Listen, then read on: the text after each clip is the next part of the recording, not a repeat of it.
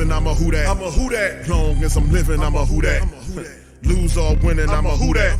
Sports Coma, yeah, this is where we do that. Where we do that, where we do that, where we do that, where we do that, where we do that, Boogie like pissing, I'm a who that. I'm a who that. Sports Coma, this is where we do that. Where we do that. Welcome, welcome, welcome. Somebody please better help. Running this thing like Elf. I thank God every day I'm not a felt. Go to YouTube Live with Big Q and the guys. If you ain't ride or die, the bandwagon get flipped. Been marching in, that was way for the ring. I was yelling out your chain for the championship. Bucking on town, duck down. Falcons pluck, get shut down. Panthers ain't much touchdown.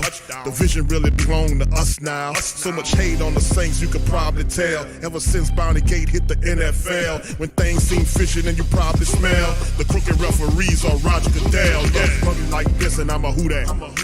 Every day I'm living, I'm a who that. Lose or winning, I'm a who that.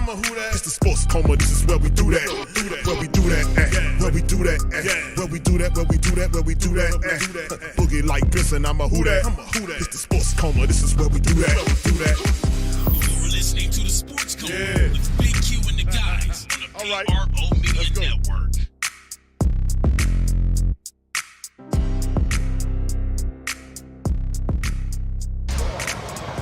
Look, another good day of practice, I thought. A lot of good situational work we got there. A little bit in the first half, 2 minute, which was good to see. And we'll start turning our focus over to the Chargers starting this afternoon. Yeah, just overall, how do you feel about the work you guys got done in this camp and kind of where things stand? Yeah, I feel like it's been pretty good. I really do. I mean, I think the one thing I know is that our guys are competing extremely hard out here every day, and we're getting better. We still have a lot of things we got to clean up, but overall, I think it's been a pretty good camp to this point. Is the usage of music today for crowd prep, sort of noise preparation? Yeah. So just working on some of our silent cadence stuff. It's beneficial to both sides. Obviously, when we're in the dome, it's beneficial for our defense, in terms of the communication in those situations. And then obviously when we go on the road, our offense has to operate in a noisy environment. So, and look, I thought it was, for the first time in a silent cadence, I thought it was pretty clean. Is Eric still handling most of the line calls and stuff like that, or is Jameis taking on more of that? Yeah, look, there's a process that we go through. I'd rather not get into who's handling all the calls and everything, but there's certainly a process that we go through. This final preseason game, I guess, how important is it in the overall evaluation, from the roster spots? Yeah, well, I think it's important. There's still a lot of roster spots that are up for grabs, and we're still going through the evaluation process. So I think for a number of guys, it's going to be extremely important. Coach, could you talk about, Eric McCoy spoke about, it's the business aspect of trimming the roster down to 53. Just your first year as Saints head coach, how is that process for you personally when it comes time for, talking to those guys? Well, look, it's always a difficult thing, but it is part of this business, in the National Football League, and so. We're at 80 guys right now. We got to get down to 53. We can have 16 on our practice squad, and so it's just the nature of the business, and it's part of what we do. Dennis, when you're weighing that, is your approach for this last preseason game, do you want to see more of that evaluation of those players, or do you want to see more of that prep towards the guys that you do have that that you're pretty sure about playing in that, playing before that regular season, you've got a couple of weeks? Well, yeah, I mean, look, ultimately, the number one thing we're dealing with is trying to make sure we have the right 53 right now, but certainly there's always the forward thought process of being ready for the regular season opener. So there's a little bit of both of that going on, but yeah, I think the primary goal is to make sure we have the right 53. So Dennis, you think you've seen enough for Jameis without having to pull a series? Bobby, I'm not telling anybody who's playing and who's not playing, but yeah, look, I think the last couple of days he's looked pretty good out here, which has been really encouraging. All right, thanks, guys. I feel a lot better. I've been getting better every single day. Like, it felt good to really be able. Yesterday, I could run a little bit more and move around a little bit more, because that's part of my game, you know. So I'm getting better every day. Tyler said when you slid, everybody kind of held their breath. Was that part of what you? I got to be able to do that, you know. So I was like, man, what better time to do it than now, right? So I had to practice it, and plus RC, he been killing me, because I told him, like, hey man, I'm working on the slide, and I'm bringing back my baseball days. He put on a little note, Jackie Robinson. I was like, thank you. If I can slide and steal home like Jackie Robinson, I'm doing good. Jameis, do you need to play Friday? I would love to. I would love to play, just in terms of like to get out there where the bullets are really flying, and get out there and compete with the guys. You know, I love the pregame experience, just to get a chance to look in everybody's eyes, dap people up, and really get that whole holistic team bonding part in the beginning of the game. That's one of my favorite parts of football.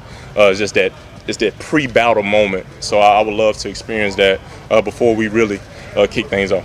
So you have no concern about your foot? Would you be fine with not playing Friday if the first time you got an opportunity? It's that first game in Atlanta. Would you be fine if you don't play Friday? Well, I'm gonna do my best to be prepared regardless. Whatever the head coach decides, I'm gonna be ready to play. I'm definitely gonna be ready to go.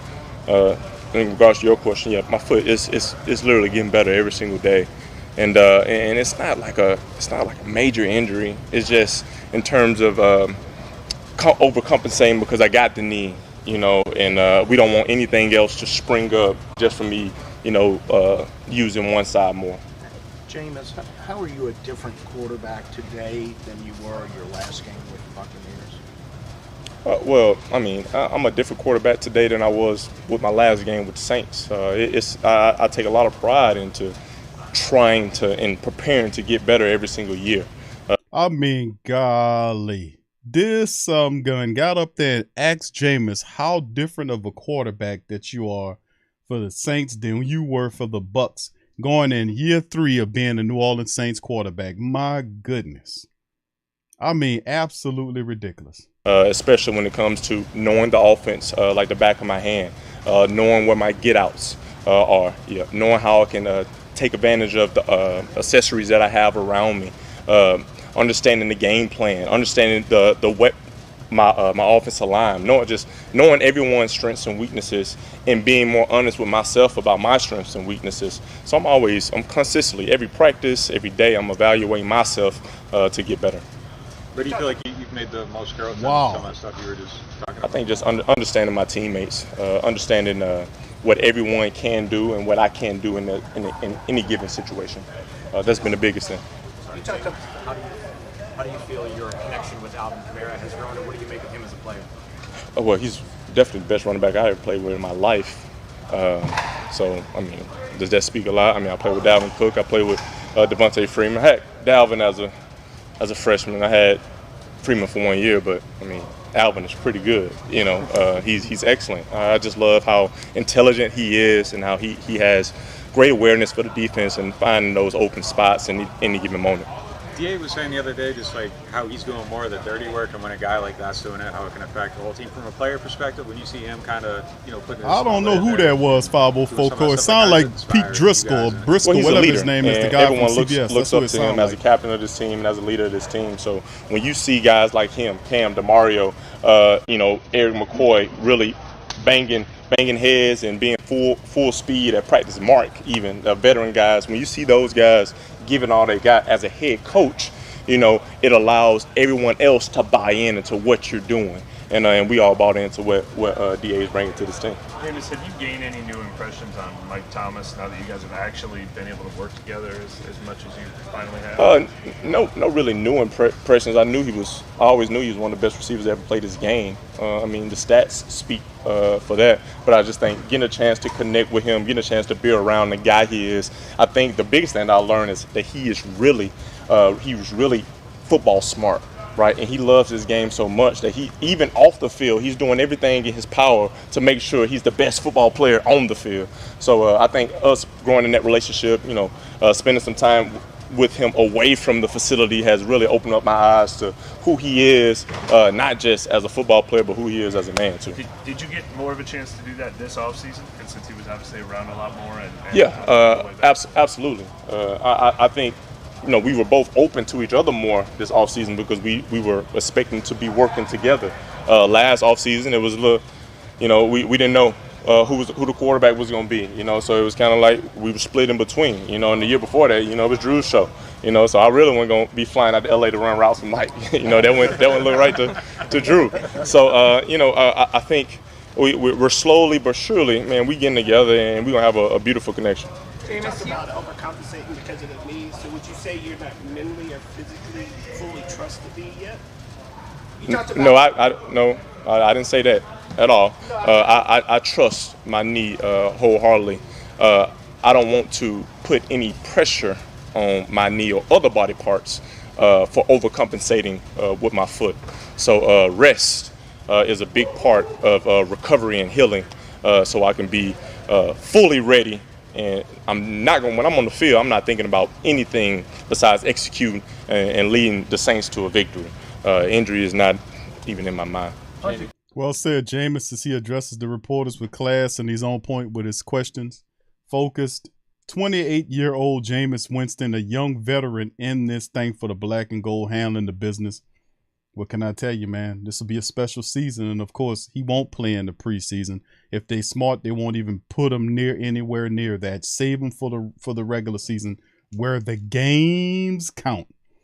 All right, so once again, big ups to the fam. Shout out to you guys, and like I've been saying for some time now, welcome, welcome, welcome. You're now rocking with the Sports Coma with Big Q and the guys, where we have intense, entertaining, educating, and enlightening sport talk from your favorite sports fam. I'm in the building. So are you. Shout out to the many Who-Dats and the great Saint Tank.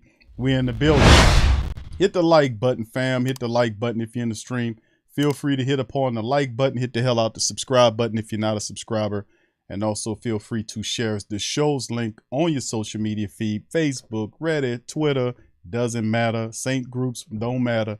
Take the sports coma with you. Much love to the fam. Appreciate you for being in a live stream on this one. So we got quite the few items to go over with you on this very last day of practice. Of course, there is the walkthroughs that they do on Thursday in preparation of the Friday matchup, the final preseason game against the Chargers in the Dome for the black and gold. And I'll say it's about damn time. We got a couple of days before preseason. It's in the books, and let's get on to the games that count. I mean, good grief. So shout out to the fam. Appreciate all y'all for being in the live stream up in this piece. Big ups to everybody. Marvin, KB, Elite, Doug, It's Poppy 504, OG Jerry. What's up, Jerry Poor? JT 504 Cole, Trey, Joseph. What's up, Trey? Who else we got chiming in? Robert Clark, Tech Saint is in the building. Ricky, what's up, fam?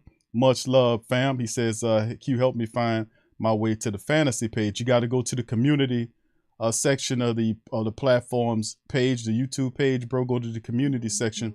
It should be the second posting, or you just have to scroll down till you see the TSC logo, and it'll have all the instructions in there, Ricky. So check that one out, bro. Shout out. All right, if you have problems, just message me and I'll redirect you again to it too. Maybe I put it up on the screen for the fam. All right, thank you, Bishop, brother Bishop. Thank you for the Cash App, my brother. Shout out to Bishop. One love. Let's get this chip.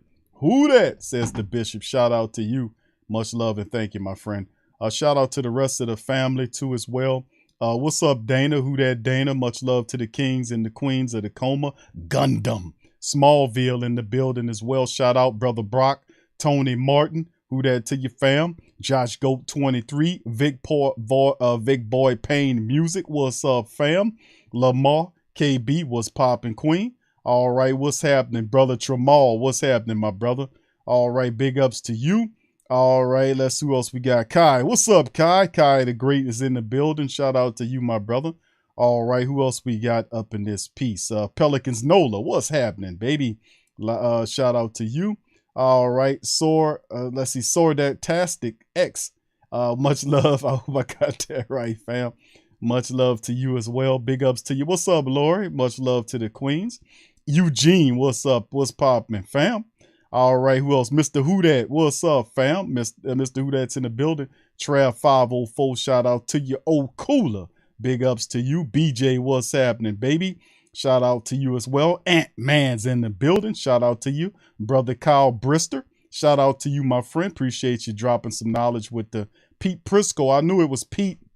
I think I call him Prisco, whatever. But matter of fact, I got something about Prisco today. His thoughts on the Saints after asking the dumbest question of the day to Jameis Winston. How are you different than what you did 3 years ago with the Tampa? And Jameis answered him. You know, he answered them like with class. You know, he does a lot better in that form than I would. Jameis is a good dude, man. They really, a lot of the media guys, y'all need to be ashamed of yourself for attacking that man like that. Like your stuff don't stink. I'm pretty sure if I start digging into your background, I'll find some of the hardest, realest, nastiest shit. The moral of the story is don't throw rocks when you live in a glass house. You ever heard that one before? Or taking it back to the gospel days, baby. Sweep around your own. I ain't gonna even go ahead and bust that one for y'all. Y'all ain't ready for that. Before you try to sweep around, I'm gonna just stop right there. I'm gonna leave that alone right there. I'm gonna leave it alone. All right, big ups to the fam. What's up, Coach Tab? Tragic's in the building as well. Shout out to you, Tedra. What's up, fam? Fred, much love to you. B. Thomas, brother Rick's Raw. Bishop, one love. Shout out to you, Saints Pale Nation. Shout out for you. Chef Red, how you doing, brother? Appreciate you. King Wizard, who that to your fam? Appreciate you as well. All right, much love. All right, Ultimate Streams TV. What's happening, fam? All right, Noel for him. Shout out to you. MJ, shout out to you. Rose City, what's happening, baby? Big ups to the fam. Appreciate you. What's up, Nola Boss? Who that to you? Appreciate you as well. Shout out to you, man. All right, St. Marcus, what's up, baby? Shout out to you as well. Good to see y'all. Scoob, what's up, Scoob Money? Who that to you, fam? Good to see y'all, man. Hit the like button for your boy. Yeah, you know I had to bust that old school one on there. You know what I'm saying? Y'all remember that song? Sweep around your own front door before you try to sweep around mine. Yeah, man. Sweep around your own front door before you try to sweep around mine. Come on with it. Come on with it. Sweep around your own front door before you try to sweep around mine. You tell the media people that next time they try to talk mess about Jameis Winston. That's what you tell them, that old school gospel logic. There you go. All right, shout out to the fam, man. Much love. All right, so in this one, man, that's right, Williams brothers. What's up, Devin? See, say you old schooler too. The Williams brothers, that's right. Hey, man, I'm going to stick to my day job, brother. You know what I'm saying? Don't be expecting too many hits. Too many songs coming out, brother. I'm going to stick to my day job. You hear me? All right, yeah. Yes, that's right. That's right, Sean. I just bust the verse for you. That's right. All right, all right, what's up, Joy? Shout out to you, Queen. Much love, man. Appreciate all y'all. What's up, Joe? Brother Byron, I see you, fam. B-Mac, what's popping, baby? Chef the Flavor, big ups to all of the great Saint Think Tank, man. I appreciate y'all for being in the stream. Much love to you guys. As we got a few stories we're going to go over, please feel free to hit the like button for your boy up in this one, and feel free to share the show on your social media feed as well. So big ups to the fam. We started off with Dennis Allen, then followed by Jameis Winston, and then I got another one tuned up here, right here. Let me see here. I got a reaction one that I'm gonna do. But this with Ryan Clark. This is the latest one from Ryan Clark. Somebody was throwing that out there. Yeah, Ryan Clark talked about the Saints today on ESPN. I do have that for you today. I will react to that. And also, we're going to go over the camp observations for Wednesday. We're going to talk about Pete Prisco with his bull crap. We're going to start off with him, matter of fact. Then we got some other news and notes. So we're going to just get right into it as well. What's up, Tony? Tony says, Q, I can't wait till Jameis go out there and show all these haters how good he is. I knew he was going to be our QB the day he signed with us. I said we finally have our next Breeze. real talk. Big shoes to fill up. Big shoes to fill in. Universal 878, who that to you, fam? Good to see you in the chat. Tasha, what's up, Queen? Big ups to you. I just think that Jameis is that's one of the things that he talked about Drew Brees. And y'all remember we talked about this every time he talked about this section of the game that he got from Drew Brees. He would cry, tears would come to his eyes. Y'all remember that? And I think like what Drew Brees had showed him was like a missing part of the game, that bridge that he had to be in great, because he relied so much on his talent, because he's a very talented athlete. He relied so much on that talent. And I think Drew Brees kind of showed him, listen, man, sometimes when you start getting up in there, that talent that athleticism started to flee a bit, and you're going to have to figure out ways how to win games with your mind as well as your body. And I think that was the bridge that brought Jameis to where he is today. And I don't think people realize how really good the guy is at 28 years of age, fighting through injuries to get back on the field, earning the job despite all the stuff that happened in the offseason. And people don't realize how really talented this guy is, especially with the game he soaked up from Drew Brees and Coach Payton in the time that he was here. He's in his third year, going into his third year being in the black and gold building. And that means a lot. So that means they know what to expect of him. He knows what to expect. And I think a portion of the game is him being patient and taking what the defense gives you. Now, he loves to chunk that deep ball, and he's really good at it. But when it come down to the check downs and being smart with the ball, you've seen that last year when he had the 14 touchdowns, the 3 interceptions, the high percentage, QB percentage rates, and all this kind of old stuff.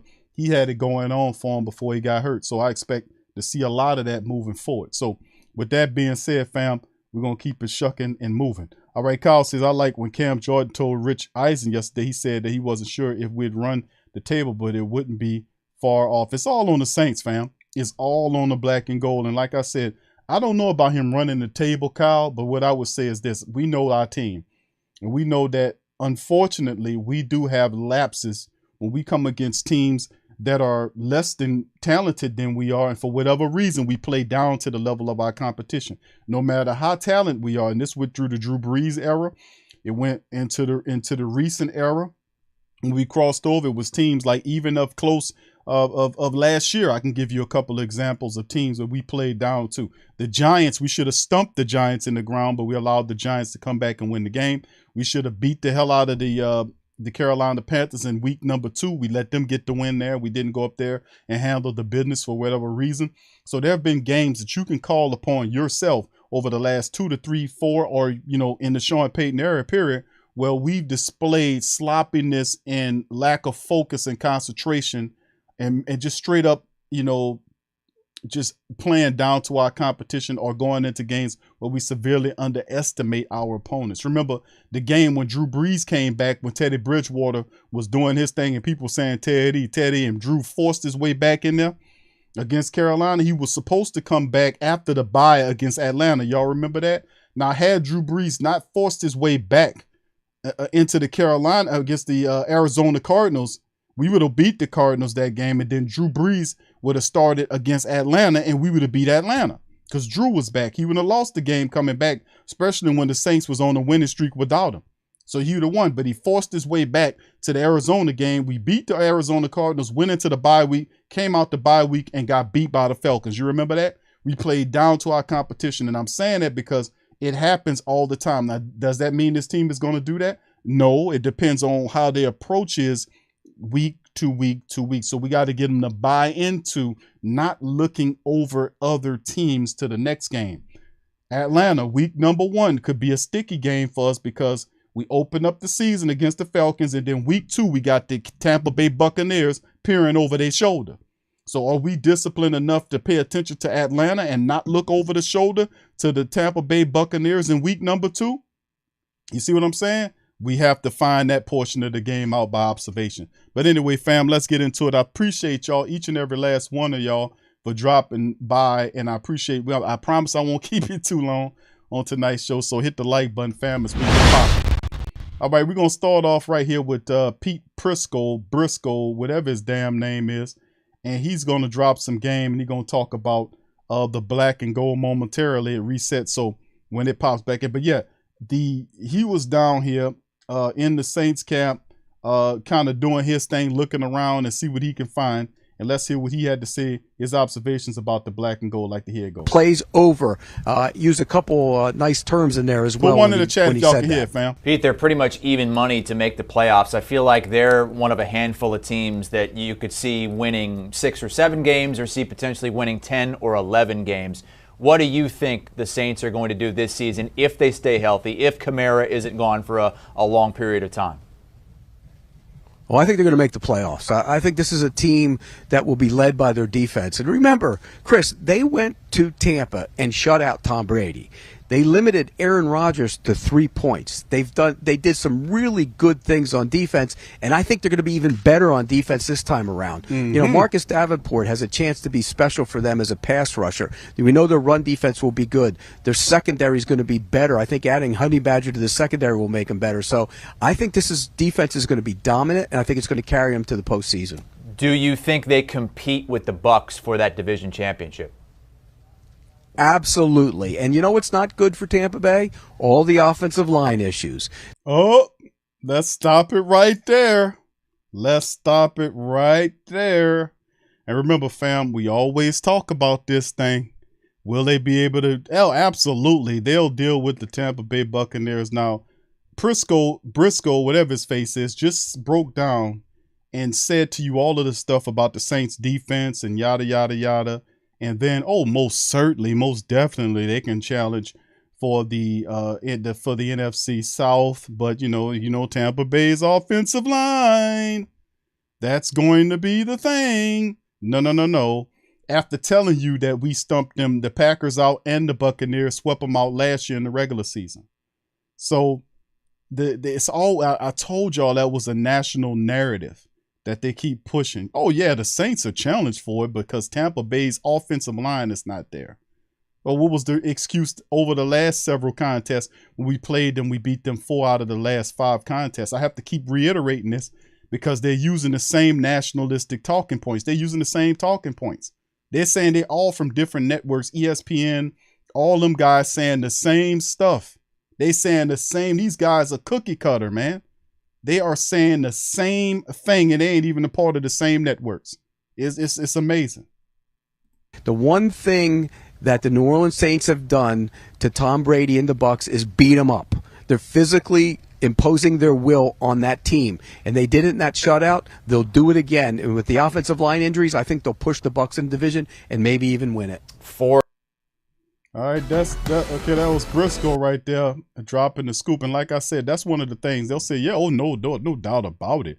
The New Orleans Saints will handle the business. They will beat the Tampa Bay Buccaneers. They will do this, that, and the third, and then turn around and then say, oh, yeah, the Tampa Bay offensive line. Like, that is a predetermined, it's almost like it's a predetermined excuse that's getting ready to be cultivated and made for whatever success the Who Dat Nation has in the near future against the said Tampa Bay Buccaneers. Now, I don't want to disrespect the Atlanta Falcons, and the question was asked to me about Marcus Mariota in the chat. By Noel for him says, Mariota is a mobile QB. Do you think the defense can handle it? I think they can contain Marcus Mariota. I'm not really afraid of Marcus Mariota. I think the Saints defense will do a good job of containing him. I actually think he's a pretty good quarterback in the pocket if you keep him upright. If you can protect him, he can be problematic for, a lot of people looking over Marcus Mariota. But if you provide an offensive line, and what's his name, McGarry, the big guy for Atlanta's had a phenomenal camp as well. Looking out for him, he's going to be a stud for them. But when you look at what the Atlanta Falcons are doing with the offensive line, that will tell the whole story. If they can keep Marcus Mariota upright, they can have some success in the NFC South. I mean, the NFC South this year if they keep Mariota upright. Remember, this will be a battle between Jameis, who went first, several years ago when Jameis went first overall, and Mariota was the number 2 guy. So it'll be a battle between the 1 and 2 in week number 1 to see who's best. So if you can keep Marcus Mariota upright, the last thing I want to see if I'm an Atlanta guy is Marcus Mariota scrambling around. But then again, a lot of them want to see Desmond Ridder in there because they thinking in his team anyway. So if Mariota can stand up in the pocket and they can protect him, they can have some type of success in the NFL. Not against our squad, because I think that with guys like Marcus May and Tyrann Mathieu out there, it's going to be problematic in the Saints pass rushers. But I think they can sneak up on. I say sneak up on. I think because nobody really looking at Atlanta to do anything. But I think Atlanta can have some success on teams if they can stay healthy and keep Marcus Mariota upright to keep it a buck with you. All right, let's move on, fam. Here we go. Saints training camp observations for the day by Ty Graffinini. Shout out to him. All right, and this is the final practice of media access that they can game until sometimes next week.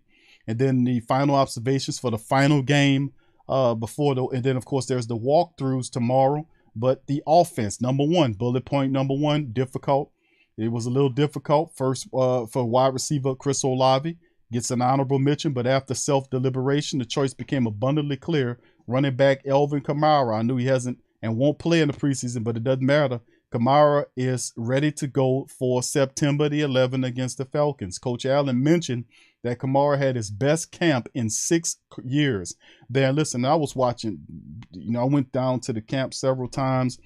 Watched all of the stuff on Alvin Kamara. Listen, besides the off-field stuff that he had in Las Vegas, Alvin Kamara has, and I've said this last show and private show. What's up, Patridge? Who that to you, brother? Good to see you out there. Yeah, I know. Yeah, you're right. What's up, Ryan? Shout out, bro. All right, and this is the thing, what I noticed about Alvin Kamara, he's been absolutely phenomenal. Besides the Las Vegas junk, he's been special. I mean, awesome. And I mean, he looked really good, really crisp, comfortable. I mean, Alvin Kamara is poised for a great year. He really is, man. So love what I'm seeing from him. Say he never looked faster. He never looked quicker. And even better, he's rarely missed a day of work other than the vet days. And there really haven't been many of those. He had broken several long runs in practice on stout defense. He always was a threat out of the backfield as a receiver. And while he has gone about his business quietly and under the radar for the camp, and that shout out to him for that, the Kamara we've watched during the training camp will be a force in the regular season. Absolutely love how he's looked in training camp. Shout out to AK-41 on this thing. Number 2 bullet point, the defense. Now, again, not much of a debate here. It's cornerback Paulson Adebo, thrust in the starting role by necessity last year on opening day against the Packers as a rookie. Impressed so much that he started 17 games last season opposite of Laddie Daddy. And, of course, Debo has been a legitimate shutdown corner throughout and with such an abundance of pass breakups from the beginning of camp. And remember, he played against the Texans and Packers that gave him the nickname PBU. Pretty good. Just a week into practice as with Kamara on the offensive side. And Debo has been available each and every practice, gaining more and more experience with confidence with every rep. And listen, the PBU was a great nickname for him because that's all Paulson did was break up passes, and people are like, damn, he getting his hand on these passes so much. He need to be picking off some of them, and that became the thing because he was there knocking them away. So that's a great point about Paulson Adebo. We know Laddie Daddy and what he brings, but Chauncey Gardner, we know what he does, and with Paulson Adebo going into his second year, his sophomore year, so to speak, is it a slump involved? Not according to camp. He has looked absolutely terrific, just like AK-41. He says, I think we'll be going, he said, I think he was going to critique himself. He would figure out that he should have had more interceptions, but those will come as long as he's around the ball. And trust me, he's been around it for a month now. When the regular season starts in a little over 2 weeks, the Saints cornerback tandem of Laddie Daddy and the Debo will instantly be one of the most talented and dangerous duos in the NFL. The Saints secondary, period, would be one of the dangerous in the NFL when all is said and done. Paulson, Laddie Daddy, Paulson Adebo, Chauncey Gardner-Johnson, Tyrann Mathieu, Marcus May, special. Can you say special? That's just the secondary. We're not talking about the defensive line with Cam the Man Jordan, with Marcus Davenport up in that thing. We're looking at David Onyemata. You know, so I mean, it's just going to be awesome. And of course, Demario Davis is the leader of that defense in the center. And whether Pete Werner, they're saying should be ready for week 1. If he's not good to go, Eric Wilson has looked tremendous as well, making us to a degree forget about Quan Alexander. Eric Wilson has been great in camp, absolutely. So a lot of great stuff out of camp this season as it about to come to a close. Very solid camp. Special teams, broken record. It ain't even a debate. Kicker Will Lutz was an absolute relief. Must be for Allen to have this guy back 100%. Again, it places himself amongst the elite in the NFL after the revolving door of kickers that passed through here a year ago. After Lutz's core injury cost him the entire 21 season, this camp has been completely opposite. Lutz has participated throughout and has been ridiculously successful. Unofficial count that he was 49 of 51 for field goals in camp, including that 59-yarder in the game. Man, listen, just to talk about having Will Lutz back for the special teams is great. It's huge because, like I've annoyingly keep saying, is that how many games did we lose last year because of bad field goal kicking, family? How many contests did we lose? We lost quite a few of them, right? And if we've got one of those, we'd have made the playoffs. So having Will Lutz back totally healthy is a great deal for the special teams, man. It must feel good for the Who Dat Nation that if you can't get a touchdown and you anywhere around the 45-yard line and even a little further back, that Will Lutz gonna get them points for you. Love the fact that he's back. 49 to 51 in practice. That's amazing, man. And only missing were the 57-yarder that he immediately made an unofficial rep after, and the 41-yarder in the Superdome during open practice last Sunday. He wrapped up camp portion fittedly Wednesday by connecting on the 51-yarder and a 38-yarder to end the 2-minute portions of practice to end the day. Lutz mentioned after practice Wednesday he couldn't wait to get back in the dome and kick in front of family members when it counts the most. And judging by the results of this camp, the feeling will be mutual. Absolutely. Not only just Will Lutz having him back and kicking for the black and gold, one of the best kickers in the NFL, but also Blake Gillikin punting you into the next county is what he doing, or rather the next parish, you know, with Blake Gillikin. And of course, shout out to Zach Wood for being sturdy, being a good long snapper. Those three guys are awesome together. And of course, I want to see what the Saints can do kick return wise. Love what Kirk Merritt was able to do in the kick return game. Seen Tony Jones return some successful kicks. Would love to see Rashid Shaheed do number 89 for the Saints. They holding on to him. So we'll see what's going on in that thing. So these are 3 bullet points as we concluded, man. Tomorrow's a walkthrough for Thursday. The game's Friday, man. And then after that, they're going to be getting ready to cut on down to get it down to 53. Let's jump into Saints Wire. Shout out to my boy, to my brother Ross and John Sigler over there at the Saints News Wire. And of course, this one is coming from those guys in Dylan Sanders, that 6 roster bubble players who need to shine in the Saints' final preseason matchup. Let's go over that and see who they're talking about. Only one game left in the preseason as they face the Chargers in the Dome Friday night. With such little time left, it's important for players to perform well and show the team why they need to be kept around.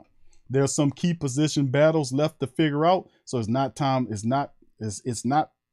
to check out of the preseason just yet. 6 players who come out of the preseason game on Friday with a roster spot secured. And is it any guess that Kirk Merritt is sitting at the top of this list? Is it any guess? Kirk Merritt has been called upon and has done everything correctly. He's outplayed Traquan Smith. He's outplayed Kevin White, who's on the IR. He's outplayed DeJohn Dixon. He's outplayed people and has earned the spot. If the Saints keep 6 wide receivers, and it appears that they will keep 6 wide receivers, especially because the 6th player in the wide receiver room will be playing special teams, as they will eventually probably will use Kirk Merritt as a kick returner or punt returner, wherever they see fit. They're also going to use him give him running back duties, as you've seen Dennis Allen use him, and that Ty Montgomery role, you see what I'm saying, that we talked about on TSC Q&A Live yesterday, and also him as a wide receiver. So he has value, a lot of value to what the Saints are trying to do and Kirk Merritt fits well. Using him as a wide receiver, running back, and in the special teams should earn Kirk Merritt a position. It should. The battle towards the bottom of the wide receiver depth chart has been talked about to death, but we are finally starting to see someone make it hard for the team to cut him. Merritt has been very strong at camp and continued into the preseason games, though Merritt has not made a huge impact receiving the ball because, I mean, he did that in practice. But if they throw it to him, Kirk Merritt makes things happen. Though Merritt has not made a huge impact receiving, he's making a case, though, through special teams, and that's where the win of the spot will make the biggest impact on the team. He has to look the best. When you're on the Saints roster and you're wide receiver 4, 5, or possibly 6, those guys all have to contribute in the special teams area. That's what I'm talking about. You're gonna have to play on special teams. You're gonna have to have an impact, and then not only that, but when you called upon to go onto the field of action and contribute from whatever position that you're coming from, whether it's a safety or cornerback, running back, wide receiver, or whatever, then you have to perform there as well. And I'm pretty confident in what Kirk Merritt has been doing, man. And listen, he should get his merit badge and be officially a Saint come when the time comes. Next one on the list is very well said, is Tony Jones Jr. Jones' best hope for the Saints will look to keep 4 backs on the roster, which is still not a guarantee, but thus him being on the bubble out of the battle of the depth backs. Jones has looked the best and continued to flash throughout the preseason games and camp. He also offers the team a bit of continuity as he was on the roster practice squad throughout last year as well. Tony Jones Jr. is a good young back. Got a little wiggle with him. North-south running power. Can catch the ball out the backfield. Can also block for you. I like Tony Jones Jr. a lot. And really, the truth be told, is like they're saying is between Jones and Abram Smith, simply because it appears that the Saints have already bought in on Dwayne Washington. My only thing is, I know Dwayne Washington helps them in special teams, but goddamn it, you need to start giving Dwayne Washington the ball. You really do. You need to give Dwayne Washington the ball and let him help you as a running back. He's a powerful north-south runner. And even in the little preseason action that you did see, he was able to catch the ball out the backfield, which was a major hang-up for him early on. But he's worked on that and has improved upon that. Me personally, I have not seen enough of Dwayne Washington outside of what I just mentioned to say that he's outperformed these guys. And I'm thinking he's ahead of Tony Jones and Abram Smith simply because of his special team acumen. No surprise right there. But I'm telling you, sooner or later, somebody gonna catch up to him. They gotta let Dwayne Washington be more of an impact in the running room, in the running game, if his number is called to be. You get what I'm saying? All right, so there you go. Tony Jones on the list. Lewis Kidd, another dude people ask. I think Scoob asked me about Lewis Kidd. Versatile offensive lineman who's working his way onto the roster through the virtue of being available. Yeah, a lot of injuries thrust Lewis Kidd into an adult situation. You get that? Caught that? You caught that? All right, I'm gonna move on. When injuries hitting the line at both tackle and guard, having a young player who can play both spots reliably is not a bad thing at all. He will have one last chance to make the case on Friday. A lot of people like Lewis Kidd. I watched Lewis Kidd. He's all right. I'm not really taken away by Lewis Kidd, but he is very fortunate to stay healthy, because you've seen guys like Sage Doxtator, Ethan Greenwich, and so on and so forth.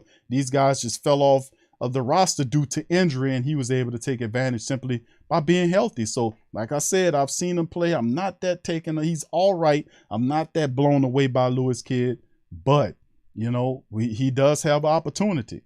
Zach Bowen. Now, this is a guy we often talk about a lot. It's been a rough go on things since being drafted in 2020, as Bowen has not been able to carve out a role in the defense, and the Saints have not been able to carve out a role for him.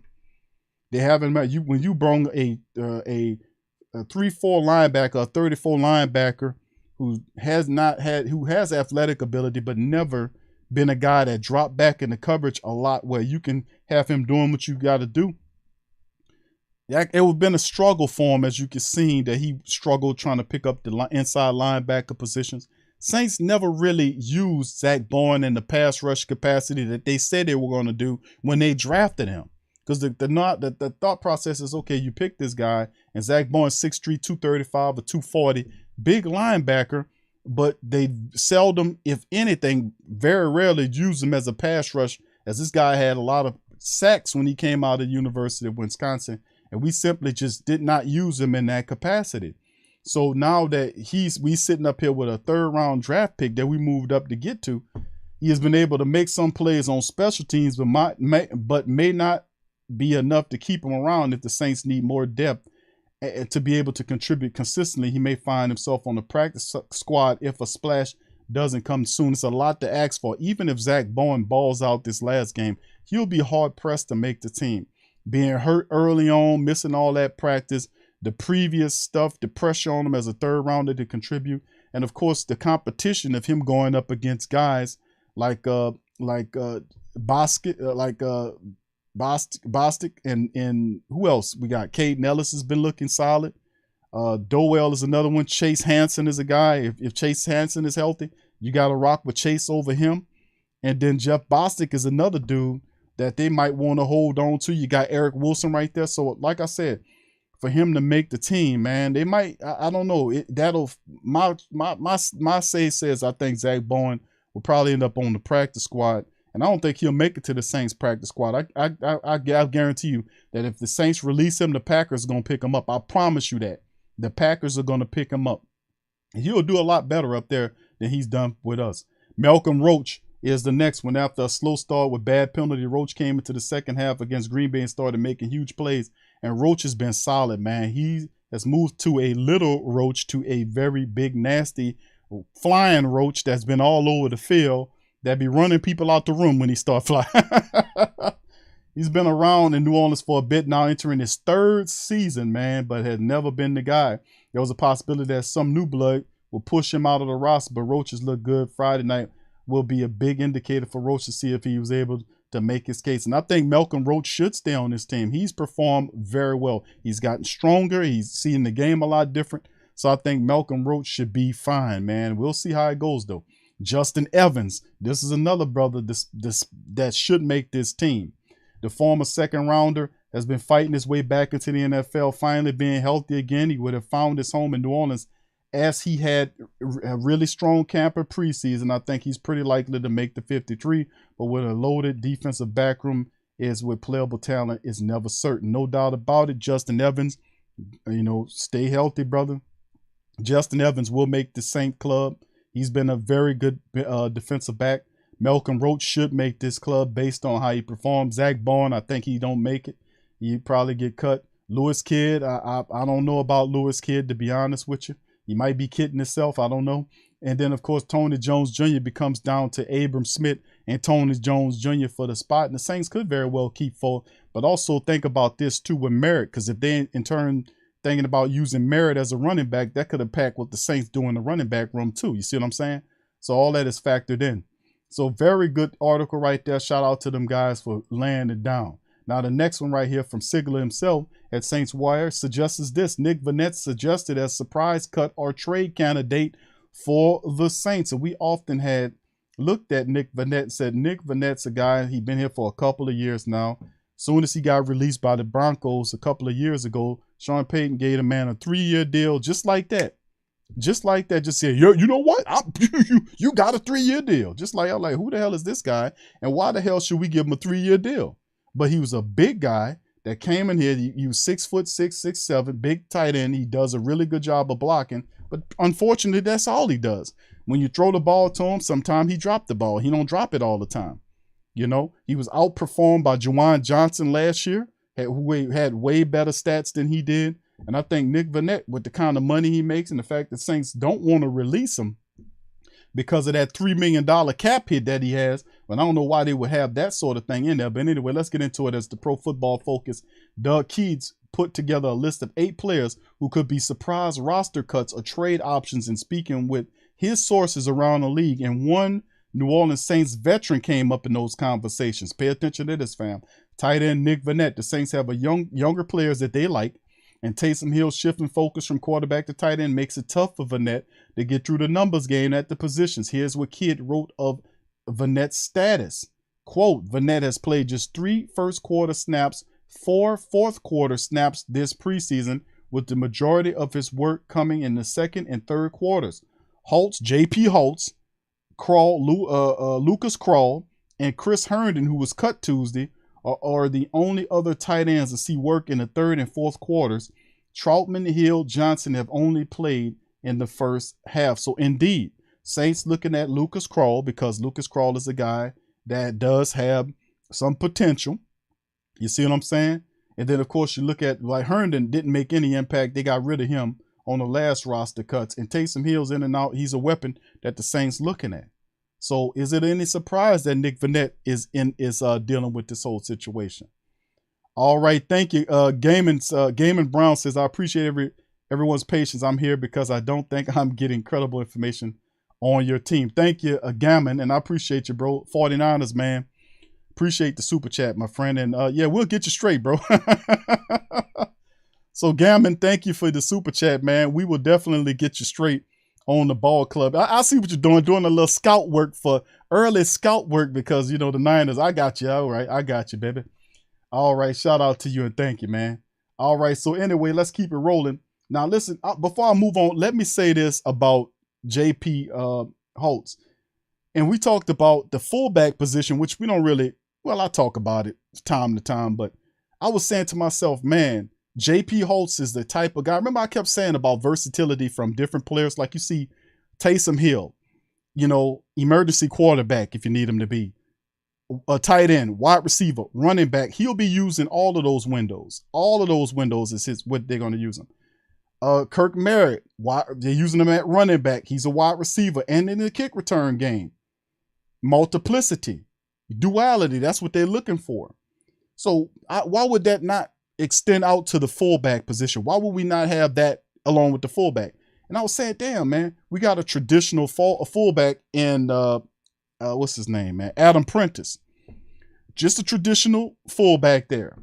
But if you look at J.P. Holtz, who was competing with Prentice for the fullback position, he does the things that we talked about. And like Gammon's team, you know, what's the fullback out there? I forgot the man name, number 40 something or other. Y'all fullback guy is probably the best fullback in the NFL.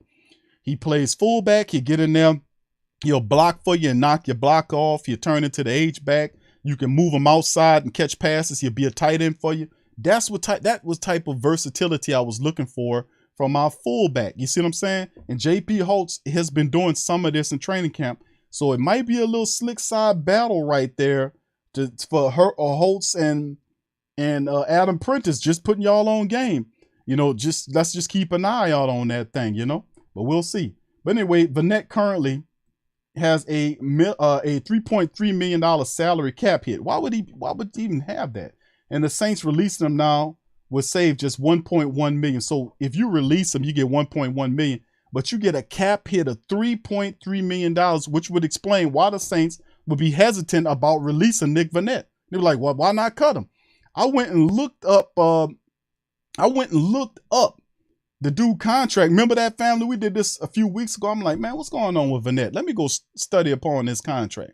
How is he still up there? And then I seen that $3-something million cap hit, and I was like, good damn. That's why they why they consider trading him as opposed to cutting him. You just get just over $1 million back, but the salary cap hit will be over $3 million. Good God. So, you know, trade would definitely work out better. But with trading him, yield $3 million in savings as opposed to releasing him. So while savings will leave only $300,000 behind in dead money, if they're comfortable putting Hill and Troutman in the big spot with Jawan Johnson and backing them up, may be the best path forward. Now, part-time fullback J.P. Holtz and undrafted Lucas Krull are also still in the mix. So how many fullbacks do the Saints keep? I mean, fullbacks. How many tight ends do the Saints keep? That's the question. Do they keep 3 of them? Troutman, Hill, and Jawan Johnson, or do they go 4 deep? You know, do J.P. Holtz make the team over Prentice, and then he acts as a tight end too? You see what I'm saying? I'm just throwing this around just for the great Saint think tank, man. All right, let's keep it going, man. Let's keep it going. But it's tough to not be distracted by another player on Kid's list of surprise trade candidates. He reports that the Miami Dolphins have brought up franchise tag tight end Mike Gesicki in trade talks with other teams.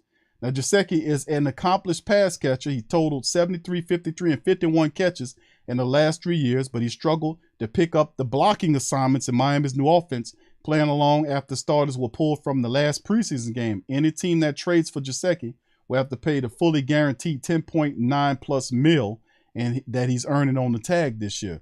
Is trade? I don't know. I would say no to Gesicki simply because of the money. You know, because obviously if you get a guy like that, you would have to kind of work out a deal with him to get him off that, you know, I guess work a long-term deal with him. And the Saints, what they're dealing with, like $8 million or something like that. So I'm not anticipating too much shaking and baking with that. So anyway, we'll see.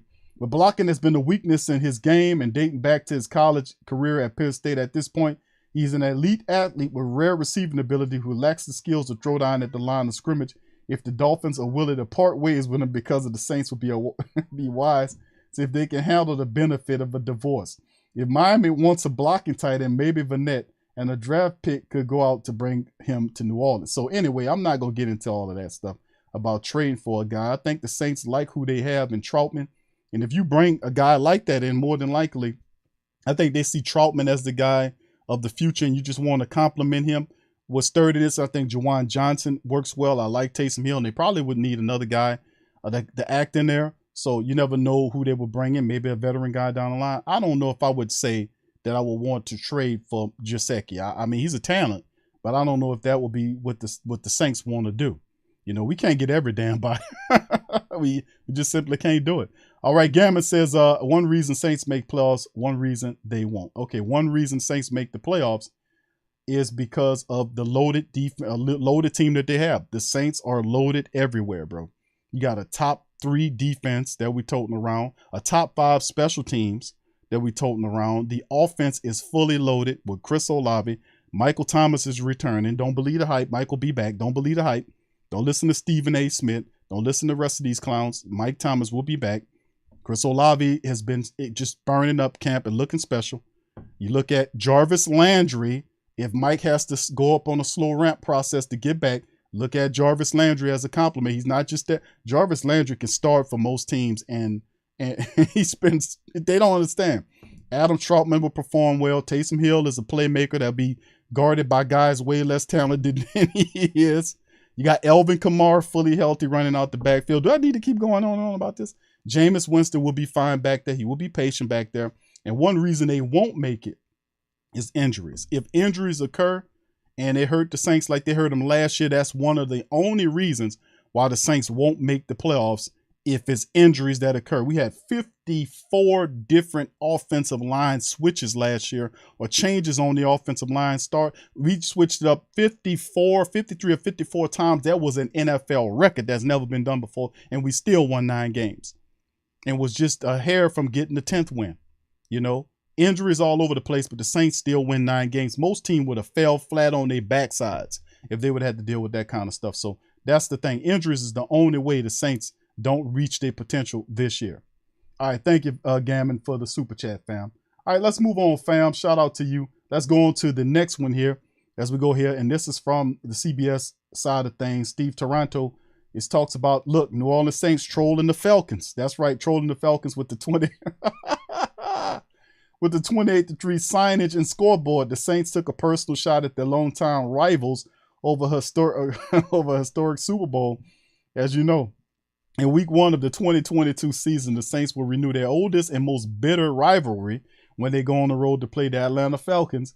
And ahead of that game, the Saints are setting the tone by giving their most hated enemy another unwelcome reminder of their most colossal failure. According to Ross, and that's our brother Ross, the Saints spent most of their Wednesday practice at the indoor facility, 28-3, 28-3, up on the scoreboard, and obvious they're shot at memories that continue to torture the Falcons. Atlanta led the Super Bowl by a score of 28-3 late in the third quarter, only to blow a 25-point lead from that point onwards and lose in overtime in the single greatest collapse in Super Bowl history. Wow. The Saints' efforts to torture the Falcons didn't stop at just the practice field. The construction barriers at the New Orleans Superdome also make reference to the Super Bowl loss, advertising how escalators currently under construction will take fans to their seats 28.3 times faster than before. Y'all see it right there? There you go. There you go. The escalators, the new escalators will get you to your seats 28.3 times faster than before. Boy, you gotta love it, man. It's no surprise Saints and Falcons rivalry is pretty personal, and the two entered the NFL around the same time in the 60s, and for a long time the teams were the only two NFL teams that played in the southeast outside of Florida. The Saints have had the high ground to be able to talk trash for the past several years. If they won the NFC South 4 years in a row from 2017 to 2020 and have gone 8-3 against the Falcons within that span. Love that stat. However, the Falcons lead the all-time series, and they have this on the Saints. They lead the all-time series against the black and gold 54-52. So there you go. So even though we might have them currently, the Falcon people can also say, hey, man, but listen, we got the all-time series by 2 games on you. And we handle our business. We could tie that up this year, man. That'd be one thing they don't have on us. All right, let's keep it moving, fam. We got this one, and this will be the final one before we do the reaction to what Ryan Clark said. Former NFL linebacker Junior Galette sues league. That's right, the NFL Players Association for $300 million. Says he's been blackballed. That's right. That's right. We talking about Junior Galette telling you that he's, I guess that's the best a man can get, because Junior Galette suing the NFL for $300 million, saying that he was blackballed. Former NFL edge rusher Junior Galette filed a lawsuit against the NFL Commissioner Roger Goodell, the NFL Players Association, the Seattle Seahawks, the Los Angeles Rams, the Las Vegas Raiders, the Cleveland Browns, the Kansas City Chiefs, the Carolina Panthers, the Washington Commanders, alleging he's been blackballed from the league, according to Mike Florio of Pro Football Talk. Galette is seeking $300 million in damages. In a filing to the U.S. District Court for the Southern District of Florida, Galette said he has been blocked from rejoining the NFL, quote, just like Colin Kaepernick, and put on the blacklist by NFL owners, end quote. In 2018, Galette posted on Snapchat, quote, I swear to God, I'm not playing for no slave deals. I'll die before I play for more slave deals, end quote, after he was offered a smaller contract by the Commanders than his white teammate, fellow edge rusher Trent Murphy. In the lawsuit, Galette alleges that since the post, he's been unable to land a job for fair compensation. He said he visited the Raiders and former head coach John Gruden at one point, who told him, quote, one of the best pass rushers I've ever seen, but all we have for you is the veteran minimum of $660K, end quote. He also said at one point he had agreed to the veteran minimum with the Rams, but after speaking with Sean McVay, Galette alleges said he couldn't wait for him to join, and the team was all fired up for his arrival and picking out a number, and a staff member told him the team was backing out of the agreement. Now, Galette's lawsuit doesn't come as a major surprise. His Twitter bio reads, former Saint team captain that is blackballed from the NFL for calling out pay discrimination, community revolution in progress. The 34-year-old spent 6 years in the NFL between the Saints in 2010 to 2014, the Commanders 2017, and accumulated 148 tackles, 34.5 sacks in 80 career games, and had 2 seasons with double-digit sacks for the black and gold. And Junior Galette said that he was blackballed. He was also caught on the beach whipping women with belts. We also remember that. And Junior Galette went stone cold crazy after the Saints gave him that money. That's all I know. Now, he could very well have something with this whole blackball thing. I don't know. You know, I'm not trying to figure it out. But I'll tell you one thing. I remember it was funny as hell watching Junior Galette on that beach whipping them women with belts. He lost his ever-going mind, man. When the Saints paid him that money, Junior Galette was cool. But when the Saints gave him that paper, that dude lost his damn mind. Lost it. Soon as they pay, I'm like, man, Galette is out of it.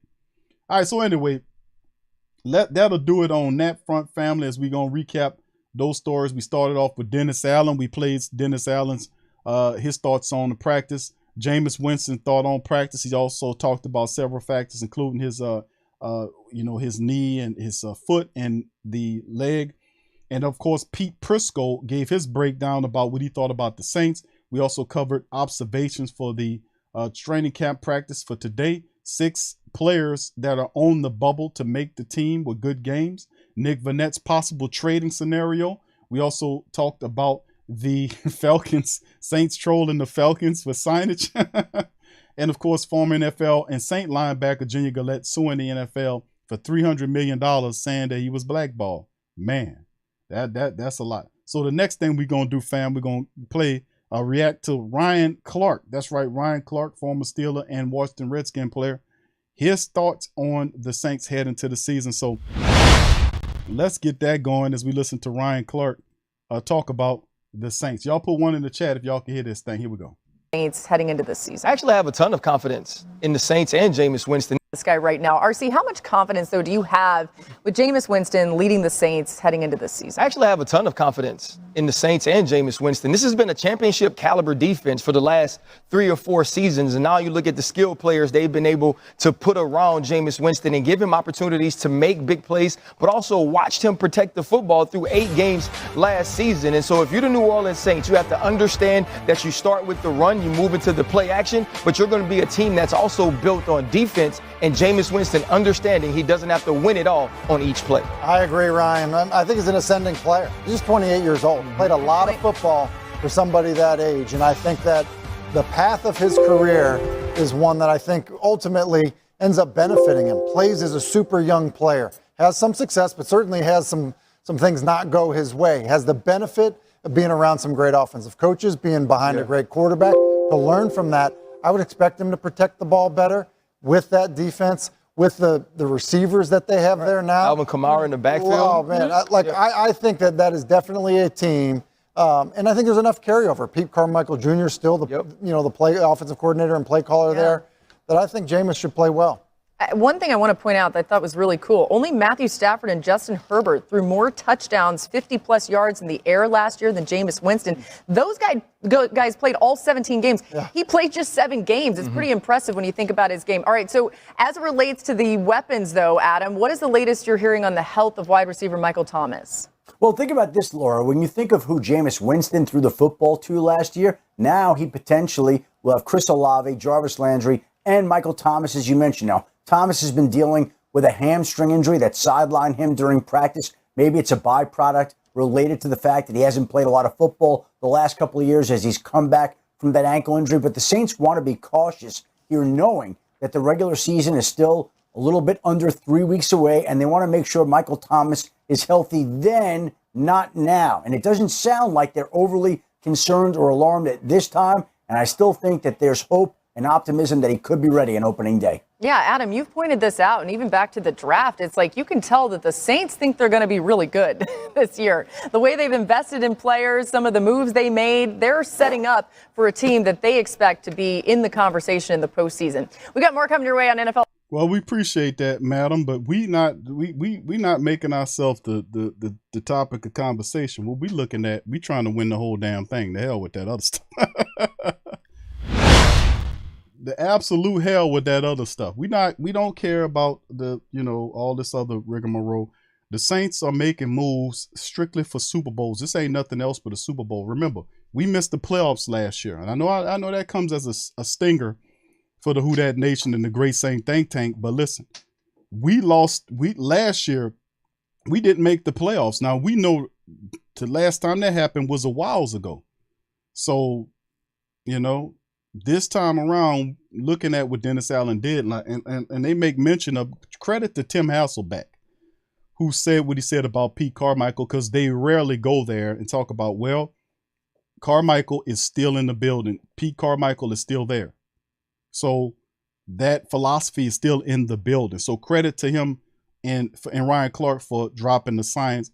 As you see, it's hard for you as a national media personality, if you don't have an obvious bias against the Who Dat Nation, to not speak the truth and say, yeah, the Saints are definitely contenders. Look how they look. They are built to win this They're built to win the chip.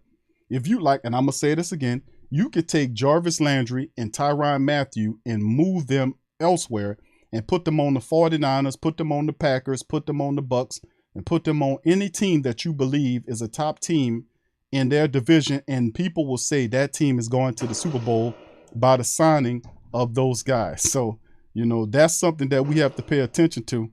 as my cat is messing around with the door stopper. So I apologize for him doing that. All right, so that's right. The damn cat is messing with the door stopper. But anyway, I try to keep him out of here, man, because he just, whatever. Anyway, so that's the reality, is that outside of that, if you got pets, you got pets. You know what I'm saying? They make noise, they meow, and they mess with door stoppers while you trying to talk on the show. All right, so y'all excuse me for that. But the reality outside of that is the way we see it is that the Saints are for real. These moves are moves that's going to make things shake and pop for them getting to the big dance. This big dance moves. That's what this is. And of course, we preparing ourselves with the depth chart that we have to be able to absorb whatever stuff that comes, whether it's injuries. We know there's been a slow uptick of C-19 that's been going around. That when it get cold, that's going to impact us. So, that is what it is. You know what I'm saying? But that's what it is. Nah, it's the children's. It's the children's cat. It's the kid's cat. So there you go. But the cat is drawn to me. So, yeah. But I'm not really a cat guy. But I'm gonna just be honest with you that I really love this cat though. I ain't gonna lie to you, man. I'm a dog guy, but the cat Lucky, man, Lucky picked me, and Lucky's the coolest cat in the world, man. It's the only cat that I give a damn about in the whole world. All right, so thank you for that. So, all right. So anyway, no, Norman said, where the pit bull at? Man, the pet's expensive, man. We do have a little dog though, but anyway, let me get back to this, man. Shout out to the fam. All right, so yeah, it was wise for Hasselbeck to say that, man. It was cool for Hasselbeck for him to say that about the black and gold, because like I said, they rarely, if anything, mention and talk about truthful stuff like that. They really rarely mention that. Like they'll mention Sean Payton and then say Coach Payton is gone. That's why the Saints are going to struggle, but they don't admit that Coach Payton's people is there. Like if you would, and I'm not saying this because we're black and gold guys and gals, right?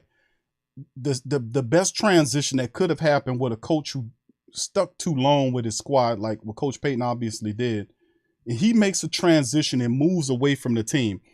Usually when that happens and he takes on or he goes somewhere, usually that team's going to struggle because he was the glue or the adhesive at some point that was he was the big brain or the mindset of that team. He was. So the team takes a step back traditionally. So if I was to see great coaches, like I would say, like if Bill Belichick left the New England Patriots and they got a new coach there and he didn't have nothing to do with Bill Belichick's philosophy, guess what? The Patriots might struggle a bit. They might struggle a bit because of how massive the aura of one like a Belichick or Coach Payton is. Now, when you talk about transition away from a massive coaching personality like a Bill Belichick or Coach Payton, or even a guys like Harbaugh with the Ravens, or perhaps with the Steelers, these guys are, they've been there for so long is that their aura just consumes the building. But if you got to move away from guys like that, the way it happened for the Saints this year was a supreme way to do it. He moves away into talking about the game, not coaching, which was a blessing in disguise. And he ain't do us no favors. But when he stepped away from the game to go talk about the game on television, that was great for us because he wanted to go. I'm saying, not, I'm saying he was forced out. He left on his own accord. But what I'm saying is, if he had to go, that was the way to go talk about it on television, because had he had went to the Dolphins, the Cowboys, the Bills, or whoever else, he would have said, hey, Pete Carmichael, come with me over here to Dallas. Hey, offensive assistants, y'all come over here. I'm going to pay y'all more. Hey, Ryan Nielsen, I know you want to be the man. Come over here with me over here. You see what I'm saying? That could have been what could have happened. He could have pilfered a lot of your assistants, which means the Saints would have had to been about that work of filling in all of those spots. Just think about the only thing you had to do is move on. You got Dennis Allen, who knows what the Saints. He's been with the Saints for 10 years in the second stint, and he was with them prior to that. So he's very comfortable with everybody's there. It was a perfect transition when you move it from a great coach to the next coach, then you still have Coach Payton's philosophy in the building. He himself didn't build that philosophy. That's coming exclusively from Coach Payton, who said that Pete Carmichael helped them build that squad. Pete Carmichael and many other offensive assistants helped build up the offensive room and have been there for years. So they're very familiar with how Coach Payton runs the system. And plus the guys that are still there was exposed to Coach Payton's system over the last several years.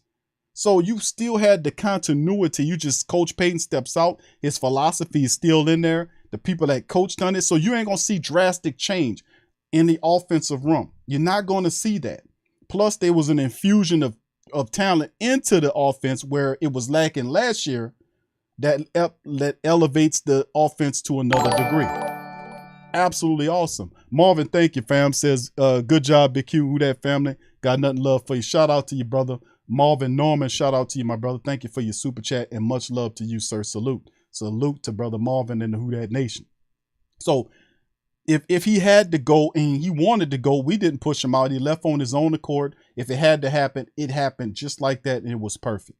So I have to give Mickey Loomis a shout out and all of the rest of the people who understood, listen, we got something good going on here. We don't have to rock the boat. And they had a few new people that they brought in. They brought in a new wide receiver coach and Cody Burns. And y'all heard yesterday on TSC Q&A Live when we was talking about Cody Burns and how they was giving Cody Burns all that respect. Marquez Callaway big up in them, and the veteran wide receiver saying how Cody Burns helped the wide receiver room get even more close, become more of a close-knit family by encouraging them to share life experiences, and they got even close and hanging out. Cody Burns was responsible for that. So like I said, the Saints always find a way to pick some of the best assistant coaches that you can find. And we got a lot of talented. So shout out to the assistant coaches throughout all three levels of the team, special teams, defense, and offense, man, because they handling the business. That's why you see all this great players, because the Saints do it right at that coaching level. They really do. So like I said, all we have to do is sit here and watch. We got tomorrow's Thursday practice, the game's Friday, and then they get down, they break out the big scissors and get the cutting on and get down to 53. And then after that, all eyes on the Falcons in week 1. And we get the real football, baby. That's what we're supposed to be getting it popping for. Real football. All right, so shout out to the fam, man, in this building, man. Shout out to it. All right, so Christian says, okay, he was talking to Gammon. All right, so Gammon's a 49er guys doing some scouting for the squad there. All right, so anyway, all right. So we're going to see how it shake, man, at the bottom line. Yeah, Travis says we lost the playoffs and could say almost made it with the second. Yeah, I know. We got to do this time around, and I think that helps us this year, being at the fact that the Saints missed the playoffs from last year, because it puts a chip on their shoulder. That's what it does. It puts a chip on the Saints' shoulders in many ways. So you got a team that should be looked at as a contending team coming into the season, right? Coming into this damn season and focus on bigger and greater things with a constant and perpetual disrespect toward its quarterback. Even if the man is hurt, they still won't relent on articles attacking him and saying that he ain't going to do this. And he's still the same guy he was from Tampa Bay. You had Pete Briscoe down here asking him a question like, Jameis, sit up there. And like he asked him like he was Moses or something. He took a pause and everything. Jameis, how are you going to, what's the difference between you in the last year of Tampa Bay and what you're doing now? And Jameis, if you seen the expression on his face, Jameis was like, yeah, he was thrown off. He's taken back by that. Because like, man, I'm going on 3. You do realize that I'm going on 3 years. I'm going into my 3rd year of being the quarterback here in New Orleans, right? Yeah, but I don't care about that. Tell me about that. About what's the difference between. I mean, dude, you don't have to ask. Like, really? Seriously? And you know what that was hitting for? Dude, he's like, okay, that's one scheme. That was Bruce Arians. Risk it or biscuit bullshit offense. And you coming over here to Sean Payton's offense. That's night and day. You come over here where they had topsy-turviness. The ground was upside down. The grass was the wrong color. You come over here to the black and go, you got nothing but stability in the building. a culture of winning, a culture of fight. I mean, it's night and day. But you got this guy sitting up here asking, what's the difference? Like, man, you could have, you know what? He should have missed his flight. That's what he should. He should have missed his flight coming in here, asking that kind of question on the last day. He could have asked anybody. Ask anybody else. They would have told you that, man. They would have told your ass it better than that. That's absolutely crazy.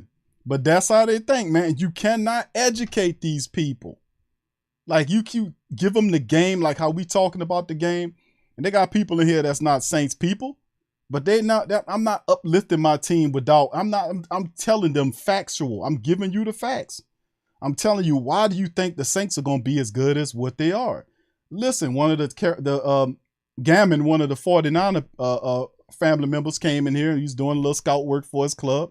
We see the Niners down the line, 49ers, that's going to be a good matchup. It's always fun to play the 49ers.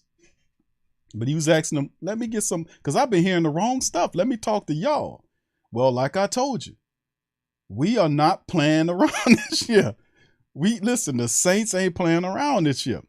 Alvin Kamara is 100% healthy. Believe Mike Thomas will be back. Jameis Winston will be ready. Mike Thomas will be ready for the regular season and ready to play.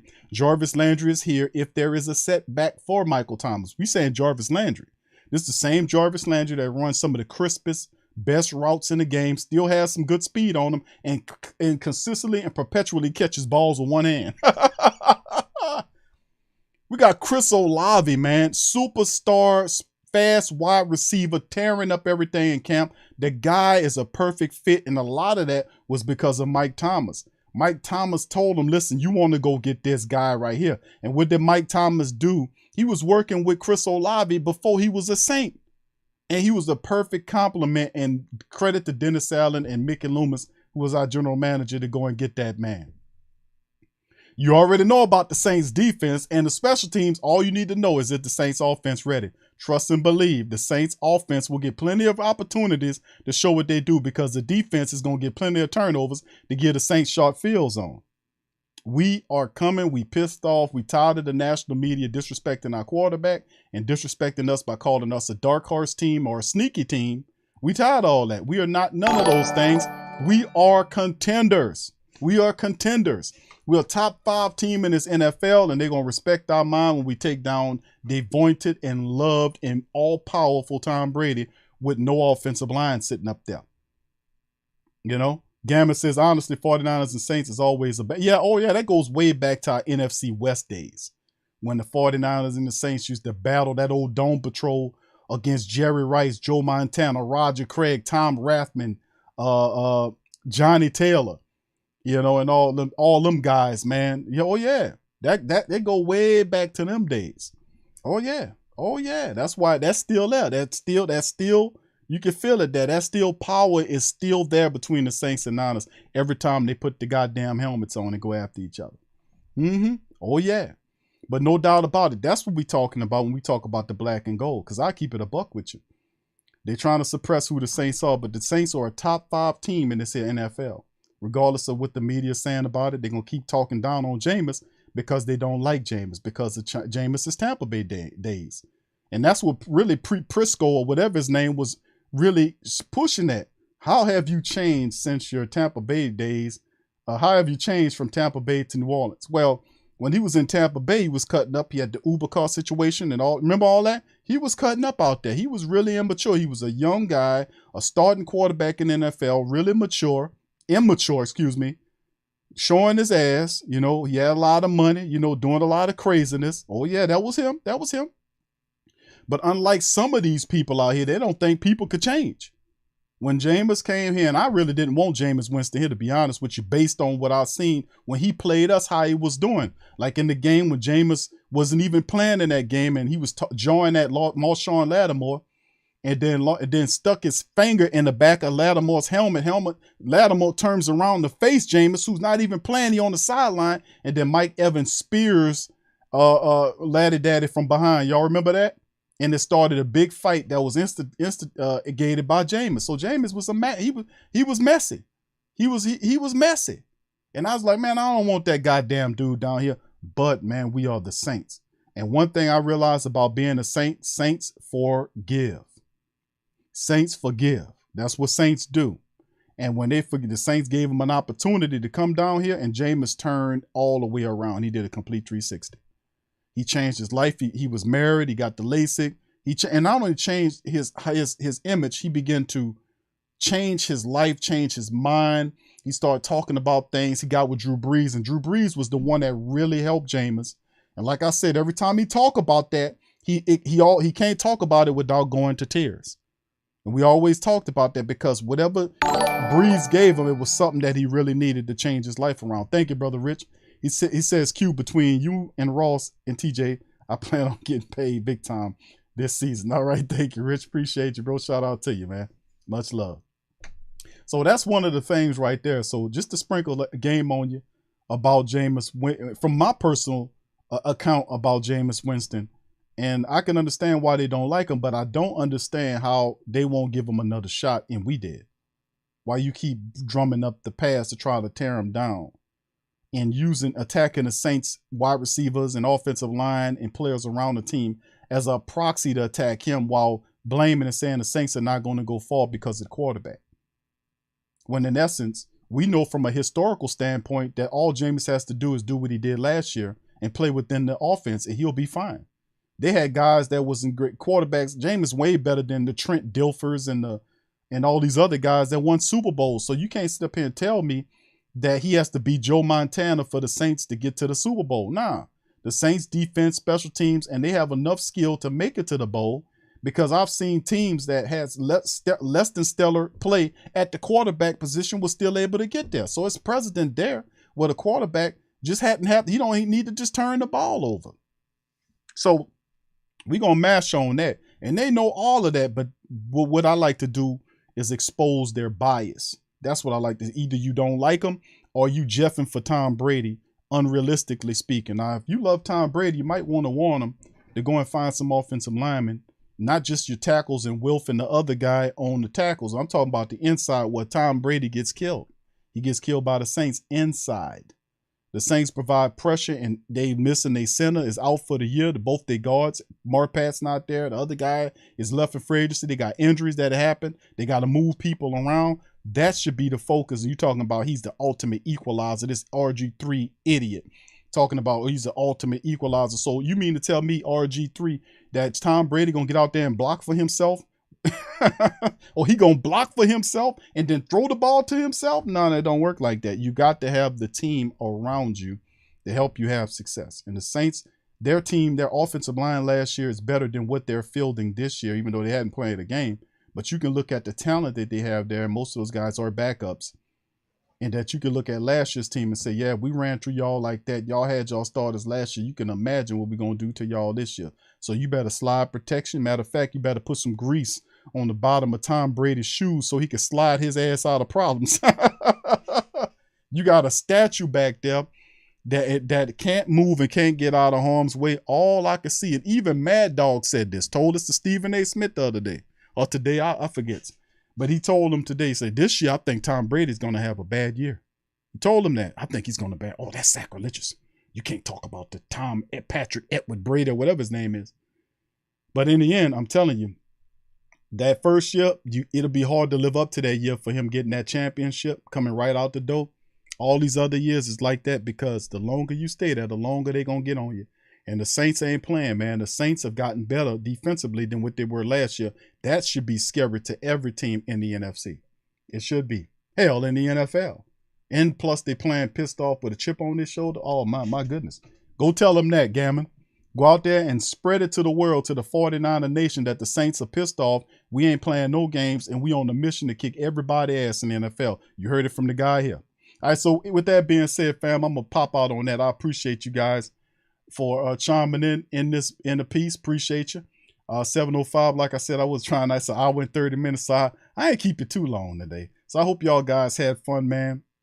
I appreciate y'all chiming in on this thing, man, and dropping some. What's up, B Jizzle? Shout out to you, fam. Let us hear that Mickey Loomis talk. What's up? What's going on, B Jizzle? What's happening, baby? What's going on? I want to drop by, I'm going to talk about it. Nick Vanette, man. Everybody's asking me about Nick Vanette, and that was Sean's guy. You got to talk to Sean. I like Nick, Sean, why are you making me go and get this guy? I'm giving him 3 years. 3 years, all this money, Sean. What's going on here, man? I didn't like it from the word go. I didn't like it, man. My guy was Troutman. Yeah, I told y'all the story how I picked Troutman. Y'all know, what I'm saying? I was eating some fish, man, and I was like, you know what? They asked me what I wanted. We were eating, I got hungry during the draft. And they were saying, you want a burger, Mickey? And I was like, no, I don't want a burger. You want a salad, Mickey? No. What else you got there?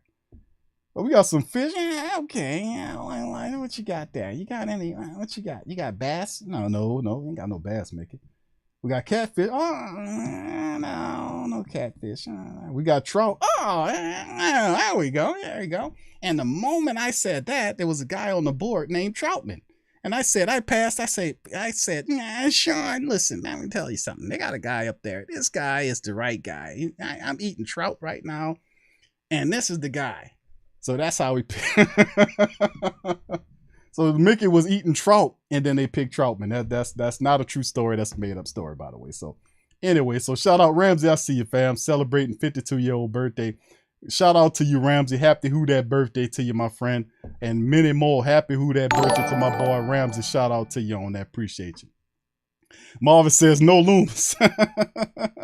I just did it, bro. You just got it, bro. You just got it. All right. So shout out to the fam, man. I appreciate y'all for being in this thing. I'm going to holler at y'all on the flip side, man. Thursday, man, it'll be going down. Thursday, we'll pop back in with the family members. Of course, it's just a walkthrough, whatever news, notes, and items we'll talk about on our Thursday stream. And, of course, Friday will be the game. And we will be live Friday afternoon for the summation of the Saints' final preseason matchup. And I know the cuts will then be following that past weekend as the Saints have. I think it's what is it? That's Sunday. I'm gonna have to look at it again. Y'all remind me in the chat before the cuts have to be down to 53. So it'll be over this weekend. We'll be getting some information, but that'll be over the next couple of days. Thursday will be in the building as well as Friday for the game. So we'll have the preview tomorrow for the third preseason matchup, and of course the game, the watch party. So join me for the watch party on Friday for the Saints stuff. We always have fun at the watch party. So you got your wings, you got your grub and your drink. Join me and have some fun for the watch party. So much love to the fam, and I'm gonna holler at y'all on the flip side. Who that to you, and peace. Yeah.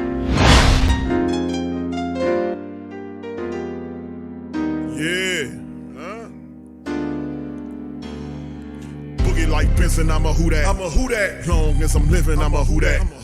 Lose or winning, I'm a who that. Sports Coma, yeah, this is where we do that.